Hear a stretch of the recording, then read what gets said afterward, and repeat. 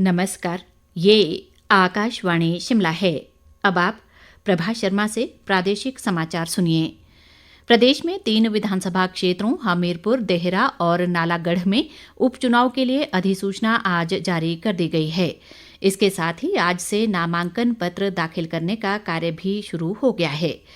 हमीरपुर के एसडीएम व निर्वाचन अधिकारी मनीष कुमार सोनी ने बताया कि पहले दिन किसी भी उम्मीदवार ने नामांकन पत्र दाखिल नहीं किया। उन्होंने बताया कि सार्वजनिक अवकाश के दिन कोई भी नामांकन पत्र स्वीकार नहीं किया जाएगा। भारत निर्वाचन आयोग ने नामांकन पत्र दाखिल करने की अंतिम तिथि 21 जून निर्धारित की है, जबकि 24 जून को नामांकन पत्रों की जांच होगी। नामांकन पत्र वापस लेने की अंतिम तिथि 26 जून तय की गई है। उपचुनाव के लिए मतदान 10 जुलाई को सुबह 7 बजे से सायं 6 बजे तक होगा, जबकि मतगणना 13 जुलाई को होगी। इस बीच राज्य निर्वाचन विभाग ने 3 विधानसभा क्षेत्रों देहरा, नालागढ़ और हमीरपुर में होने वाले उपचुनाव को लेकर आदर्श चुनाव आचार संहिता के संबंध में स्पष्टीकरण जारी किया है। विभाग के एक प्रवक्ता ने बताया है कि उपचुनाव को देखते हुए केवल देहरा विधानसभा क्षेत्र और नालागढ़ विधानसभा क्षेत्र में ही आदर्श चुनाव आचार संहिता लागू रहेगी, जबकि पूरे हमीरपुर जिले में कोड ऑफ कंडक्ट लागू किया गया है। प्रदेश में 3 विधानसभा क्षेत्रों में उपचुनाव के लिए भाजपा ने अपने उम्मीदवार घोषित कर दिए हैं। 3 पूर्व निर्दलीय विधायकों को भाजपा ने अपना प्रत्याशी बनाया है। देहरा विधानसभा क्षेत्र से होशियार सिंह, नालागढ़ विधानसभा क्षेत्र से केएल ठाकुर और हमीरपुर विधानसभा क्षेत्र से आशीष शर्मा को टिकट दिया गया है। उल्लेखनीय है कि ये तीनों 1.5 वर्ष पहले विधानसभा के लिए बतौर निर्दलीय चुने गए थे। इसी साल 22 मार्च को विधानसभा की सदस्यता से इस्तीफा देने के बाद ये तीनों भाजपा में शामिल हुए थे। इस बीच कांग्रेस पार्टी भी 3 विधानसभा क्षेत्रों में होने वाले उपचुनाव को लेकर प्रत्याशियों के नामों पर मंथन कर रही है।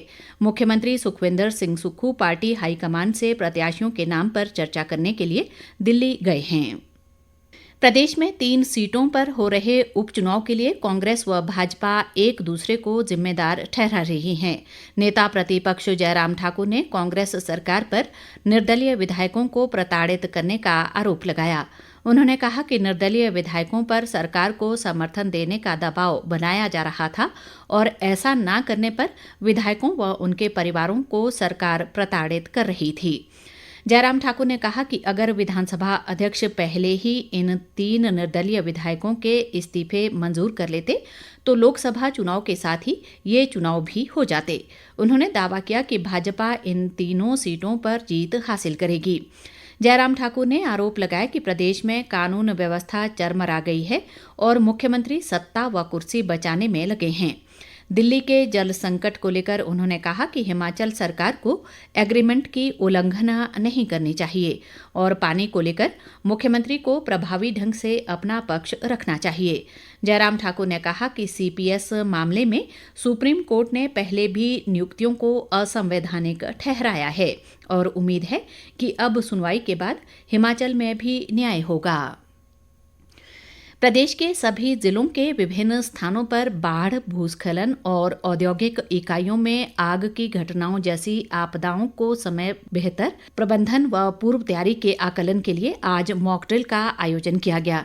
इस दौरान शिमला से राजस्व व बागवानी मंत्री जगत सिंह नेगी और राज्य आपदा प्रबंधन प्राधिकरण के निदेशक व विशेष सचिव डीसी राणा और राष्ट्रीय आपदा प्रबंधन प्राधिकरण के कंसल्टेंट मेजर जनरल सेवानिवृत्त सुधीर बहल ने मेगा मॉक ड्रिल की लाइव रिपोर्ट ली।